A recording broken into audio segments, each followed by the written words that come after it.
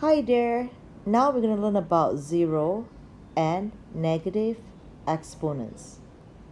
So what happens when your exponent is zero, and what happens when you get a negative number as your exponent?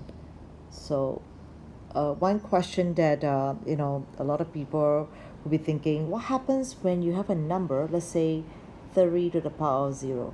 What do you think is going to be the answer? Take a moment to think about it. Yes, a lot of people are going to say that this is equals to 0. Okay, does it equal to 0? Let's find out. So the example I'm going to use is going to be 3. So if I'm going to have 3 to the power of 2, we know that that is 3 times 3, and that gives you 9. And if I have 3 cubed, I'm going to get 3 times 3 times 3, I'm going to get 27. Okay, so if I decrease the power by 1, 3 to the power 1, 3 to the power 0, 3 to the power negative 1, 3 to the power, this should be a 90, 3 to the power negative 2. Let's see what happens here.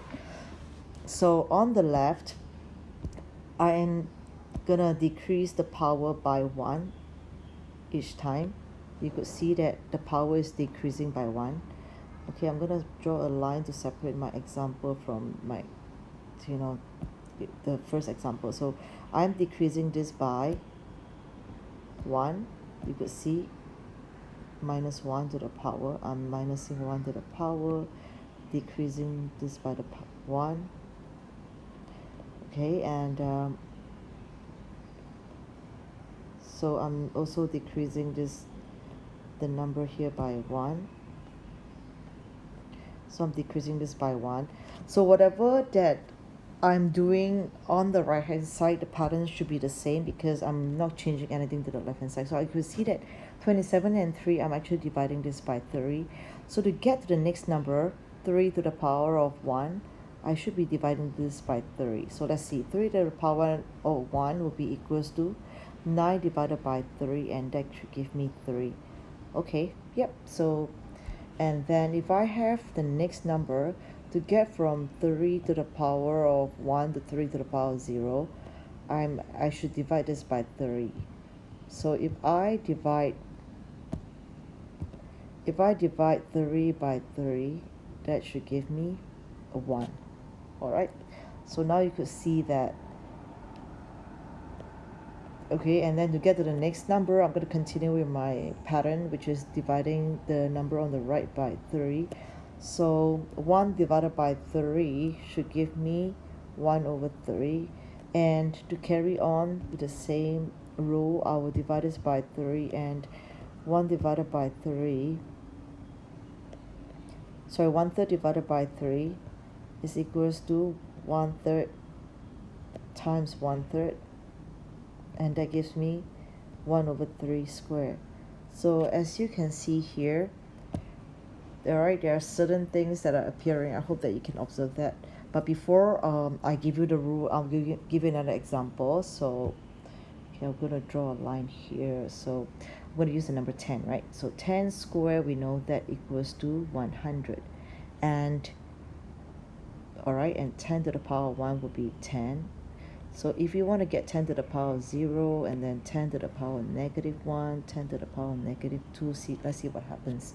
So I have to divide the right hand side by 10. So to get to the next number here, so 10 divided by 10, that should give me a 1. And to go down to the next number, 10 to the power negative 1, I have to divide 1 by 10.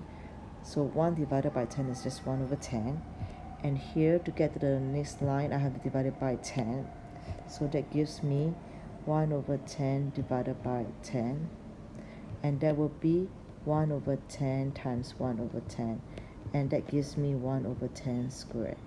Alright, so let's look at what are the observations that we have.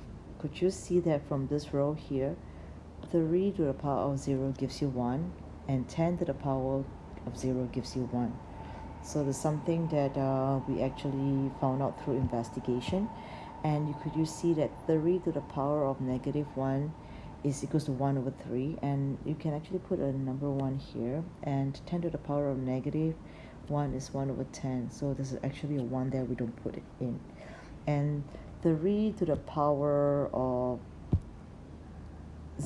negative 2 equals to 1 over 3 squared.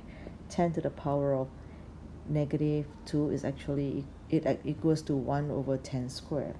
So we're ready to just write down the rule. So the rule will be, if you have b to the power of 0, all right, then that should give you a 1. Okay, so this is the rule of, this is the rule for 0 exponents, provided that b does not equals to 0. And the second rule will be, if you have b to the power of negative m, that can, if you want to write it as a positive exponents, you actually can write it as b to the power of m. So these are the two rules that we have today. Okay, what happens if what about 0 to the power of 0? Can you have that number? Okay, so maybe something for you to think about, and you can discuss with your teachers. Okay, and let's go back to the same the question at the beginning. So we know that 3 to the power of 0 does not equals to 0, and 3 to the power of 0 actually equals to 1. Okay, thank you.